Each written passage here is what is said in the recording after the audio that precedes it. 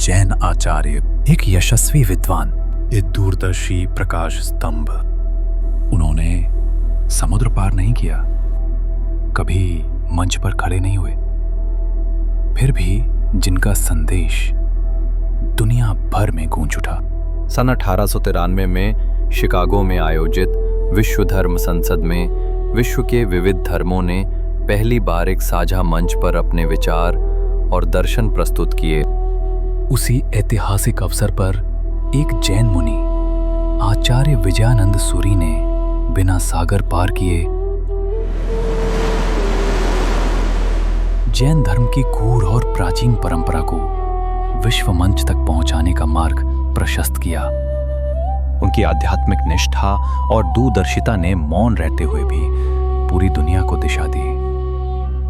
आचार्य विजयानंद सूरी जी का जन्म 6 अप्रैल 1837 को लहरा, पंजाब में हुआ था।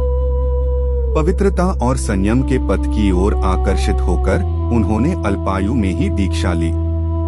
ज्ञान के प्रति उनकी अगाध रुचि ने उन्हें जैन आगम, संस्कृत, प्राकृत और तर्कशास्त्र का प्रकांड विद्वान बना दिया। कालांतर में वे एक प्रखर विद्वान, आचार्य और धार्मिक सुधारक के रूप में प्रतिष्ठित हुए।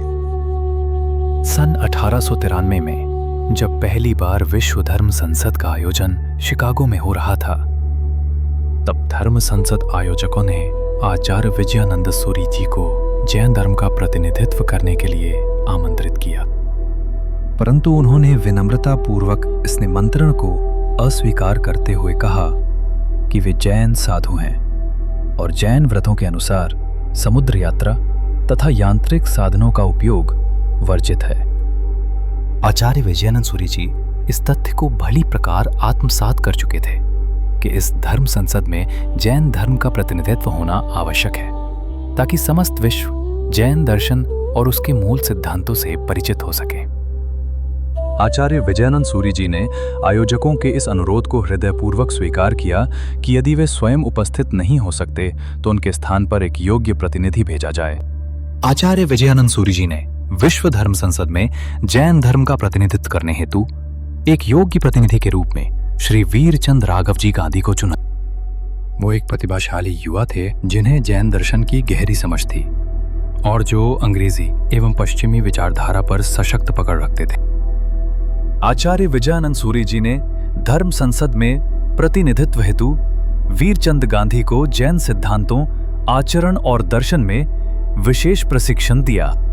श्री वीरचंद गांधी ने धर्म संसद में उपस्थित होकर कहा, मैं जैन धर्म का प्रतिनिधित्व कर रहा हूं।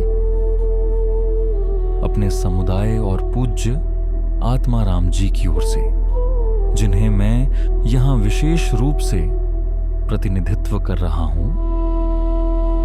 ये दृश्य जहां विभिन्न धर्मों के विचारशील प्रतिनिधि एक मंच पर एकत्र हुए हैं, आत्माराम जी के जीवन का स्वप्न रहा है। उन्होंने मुझे ये संदेश देने हेतु भेजा है कि वे और संपूर्ण जैन समुदाय आप सभी को इस महान सभा के आयोजन पर अपनी हार्दिक शुभकामनाएं और बधाई अर्पित करते हैं।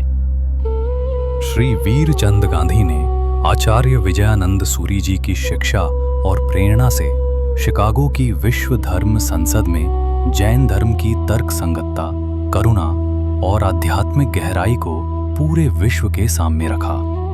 अपने ऐतिहासिक संबोधन के एक अंश में उन्होंने कहा, जैन धर्म के 3 प्रमुख स्तंभ हैं: अहिंसा, अनेकांतवाद, अपरिग्रह।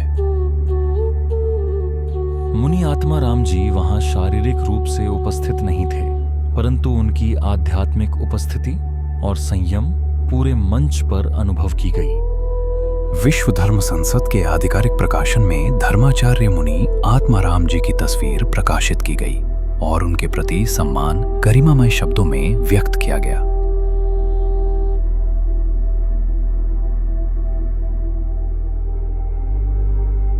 यह केवल व्यक्तिगत सम्मान नहीं था, बल्कि जैन शासन के लिए भी गौरव का एक क्षण था।